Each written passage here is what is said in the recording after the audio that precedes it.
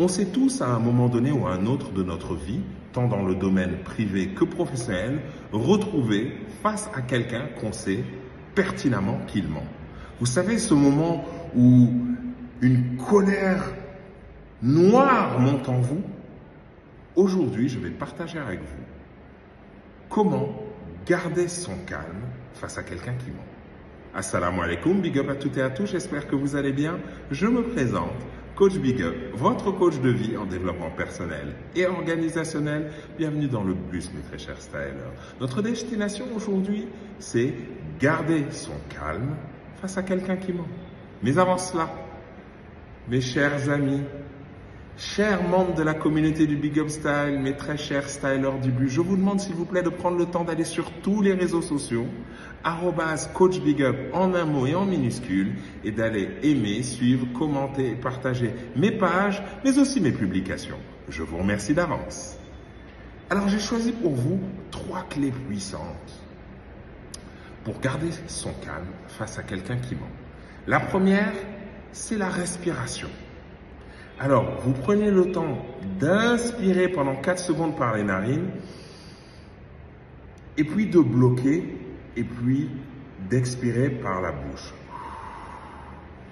Quand vous inspirez, je vous ai dit, quand votre cerveau est suroxygéné, ça l'apaise. C'est pour ça aussi qu'un verre d'eau fait largement l'affaire. Donc, le fait d'inspirer, vous aidez votre cerveau à s'apaiser. Le fait de cesser de respirer, ça vous permet de prendre un certain recul, une certaine distance entre l'émotion et votre réaction. Et avec votre expiration, vous libérez toutes les émotions négatives qui sont en vous, vous les laissez partir. La deuxième chose qui est cruciale, c'est le langage interne que vous avez à l'intérieur de vous-même. Par rapport à vous-même et par rapport à ce que l'autre vous dit. Par rapport à vous-même, ne dites surtout pas « je ne m'énerve pas ». Comme je vous l'ai dit, le cerveau ne fait pas la différence entre le fruit de l'imagination et la réalité, mais surtout, il ne comprend pas la négation. Donc, je ne m'énerve pas, quand il supprime le ne et le pas, c'est je m'énerve. Vous allez vous énerver, c'est sûr. Par contre, je garde mon calme, je suis serein, je maîtrise mes réactions, je maîtrise mes émotions. Vous voyez? Donc, c'est important. Et par rapport à l'autre, ne vous dites pas que son mensonge vous appartient. Hein. Ce qu'il pense, dit ou fait lui appartient. Ce qui vous appartient, c'est ce que vous pensez, dites, faites. Et donc, la réaction que vous allez avoir face à ce que lui vous dit. Et que son mensonge le définit lui, pas vous. La troisième chose qui est très importante, c'est par rapport à la CNV. Utilisez le « je » et non pas le « tu » accusateur. Vous savez, quand on a tendance à dire à quelqu'un « tu mens », mais non, dites-lui, je sens un décalage, je ne comprends pas exactement. Parlez-lui de vous et posez-lui une question ouverte. Peux-tu me réexpliquer ce que tu viens de me dire, que je comprenne mieux?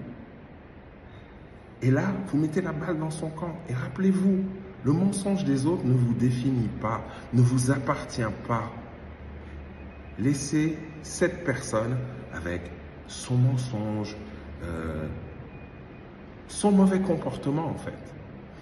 Vous, ce dont vous devez vous occuper, c'est de ne pas laisser vos émotions prendre le dessus et vous faire perdre le contrôle. Vous savez, on ne pourra jamais empêcher les gens de mentir ou d'être comme ils sont. En revanche, ce qui nous appartient et ce à quoi on doit veiller, c'est notre paix intérieure et notre équilibre interne. Vous en êtes seul et unique responsable. Vous êtes responsable du vôtre, je suis responsable du mien. Et je le gère. Et je ne laisserai rien ni personne venir troubler cela. Maintenant, la balle est dans votre camp. Partagez avec moi en commentaire. Êtes-vous régulièrement confronté à ce genre de situation? Comment vous les gérez? Partagez cette vidéo, elle servira autant aux menteurs que ceux qui sont victimes des menteurs. Et Dieu sait qu'il y en a. Sur ces bonnes paroles, je vous remercie de nous avoir suivis jusqu'au bout. C'était Coach Big Up, votre coach de vie en développement personnel et organisationnel. En attendant de se retrouver très bientôt pour une autre vidéo de coaching, je vous souhaite une excellente journée, pleine de bonnes choses. Big Up la familia.